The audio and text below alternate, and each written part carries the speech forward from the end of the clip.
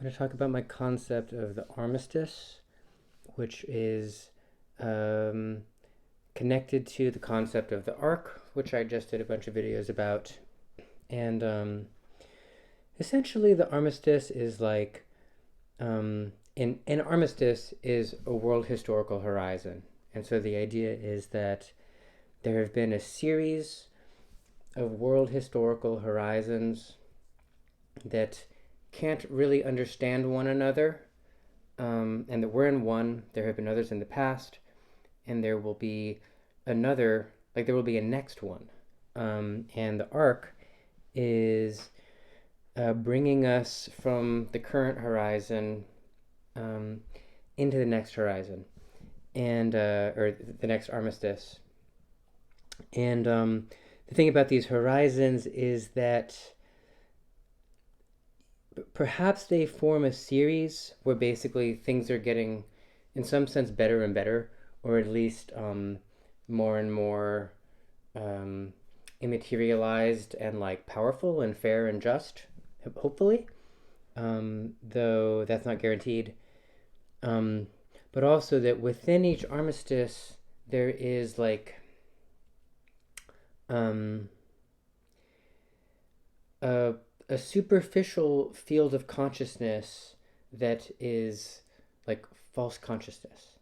And it's a whole kind of moral schema um, that the mainstream or cluster of different competing mainstreams, depending on the armistice. In our current context, it's clearly a cluster of competing ones.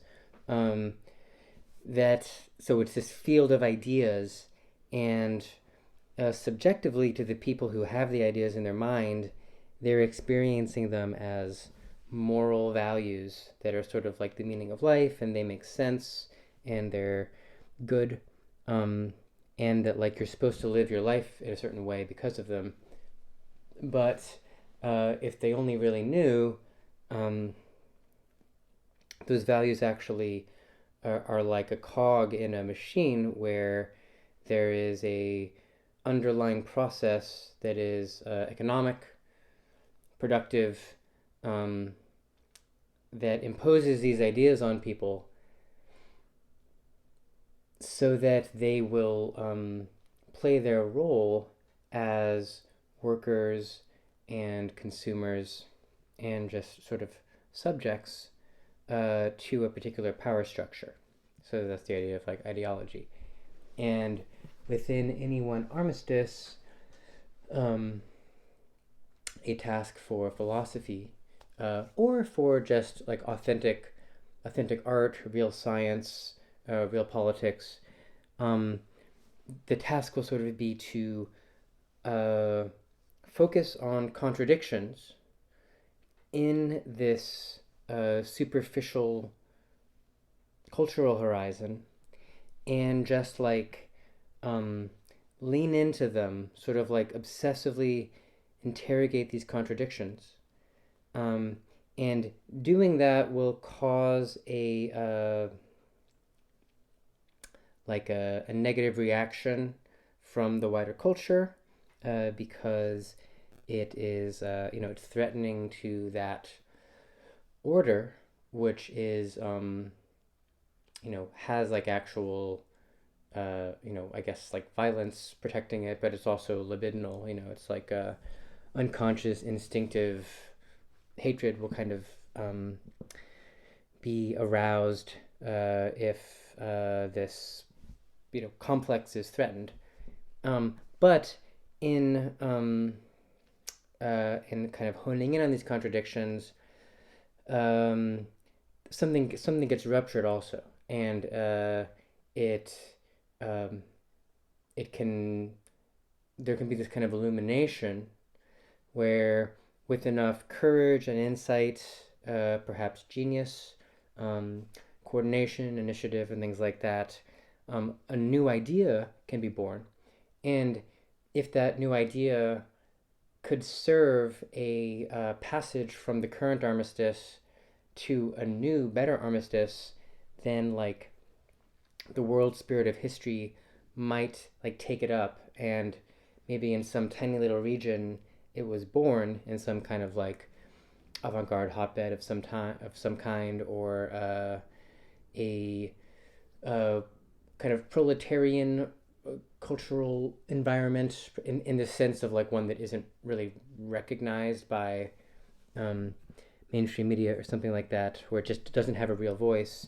It can kind of erupt, and then if it's useful, it can suddenly kind of scale and become the new paradigm. And um, in I think in science, art, and politics, this happens in various ways that are different from one another, and it seems like there's something common to them all for sure, but they're also very different. I mean, the really easy one to kind of have in your mind is science. Like, right now there's a contradiction, between quantum physics and um, general relativity, and that's like a source of incredible fascination. Like that's why we have these particle colliders.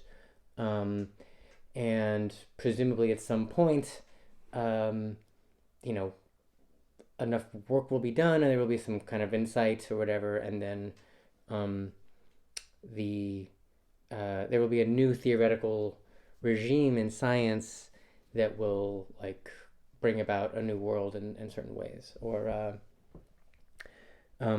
things like transgender civil rights is like one of these kind of contradictory things where there's like a civil rights movement, and then it causes all these conflicts in like kind of local fields, like sports and private spaces and things like that, and then there's legal battles, um, uh, and so that's a very different kind of thing, but it does, there's still that like site of contradiction where it's like a social contradiction. And Marx was much more interested in these social contradictions. Hegel, I think, a little more in the scientific ones, though he was interested in the social ones too. He just sort of didn't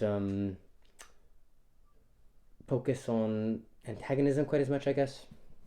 And then in the arts, I mean, everyone's very familiar with like the sort of cliche of the genius who's like ahead of their time, and they're misunderstood at first, but then um, they kind of gain this prominence, and then people begin orbiting around them and imitating what they do, and that being directional somehow because it's like opening up the doors of perception a little more um, than they were before. So, just in a very general way, um, that's what an armistice. It's called an armistice because I think it's usefully compared to geopolitics. So, like, take like the geopolitical situation in the world, right? Like, okay, so first, the armistice, any armistice is a truce between the infinite and the finite. So the infinite is this like inherent excess that is um, unbearable. Like a human can't survive direct access to the infinite, to God. It has to be mediated by a screen of some kind of limitation. And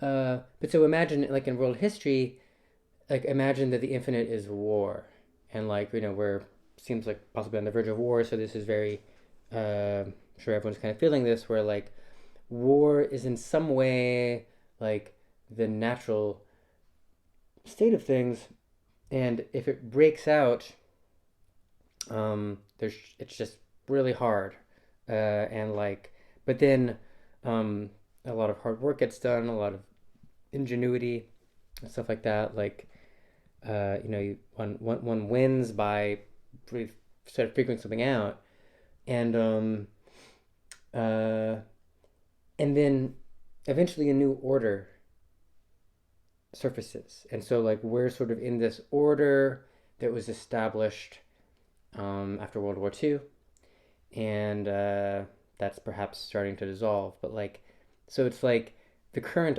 armistice is like the current geopolitical regime where like America and NATO and the petrodollar and all this are sort of dominant, and like the kind of BRICS countries are like kind of rising, but they're disempowered, and um, so and like if there's a war, like everything is kind of up for grabs, and like moral norms that we sort of think that they're morality, like they'll kind of dissolve, and there'll be this like sort of onslaught of like sheer power, and then moral norms will come back, and so that's an instance of like what an armistice is, but like at a metaphysical, in a broader, when that stuff is going on, like art and science and all that sort of stuff, like the humanities just can be kind of neglected, or unless they're useful. But anyway, I'm talking about war too much, I guess. But um, so that's what an armistice is in general. For Marx, the idea was that there were various modes of production, and so like the current one is capitalism, and then there was kind of mercantilism and feudalism, and and in the abstract, in the kind of series of armistices, is like the economy, like the fundamental fact, the fundamental process that survives and persists across all armistices is the human production and reproduction of life, and its expansion, so that it becomes, the population increases, um, that it becomes more differentiated. The types of labor are more differentiated. There's more knowledge that is sort of preserved. The world is more interconnected through trade and that kind of thing.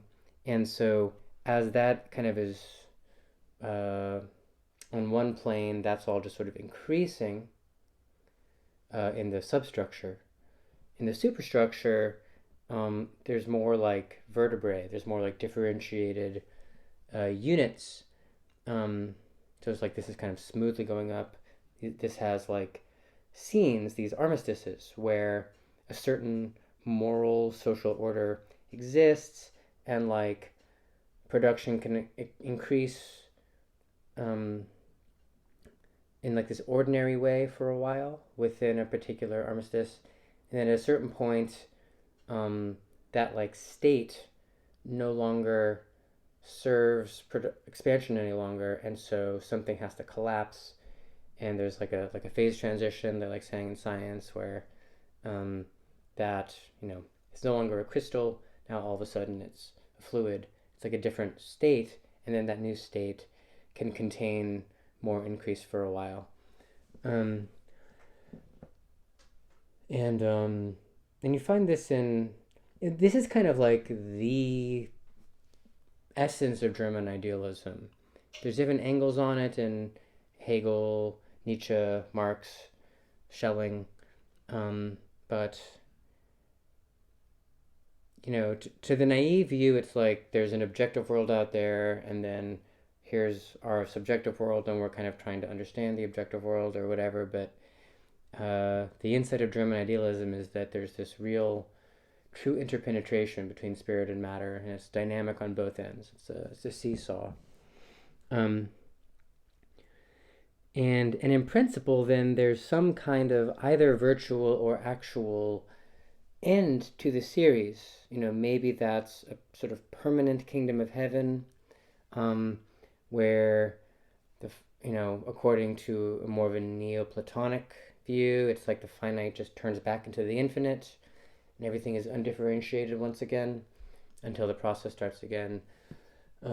Or maybe it's just kind of a relatively stable state like heaven, where we still don't become God again, but we're just sort of like in a world where we see God directly. And um, so okay, so that's armistice in general. And in the next video, I'll try to talk about our specific armistice. I call it Barizen. Um, and so that'll be devoted to kind of like critique of contemporary ideology. We don't live in the same world that people lived in during, say, Marx's time or whatever. And uh, especially because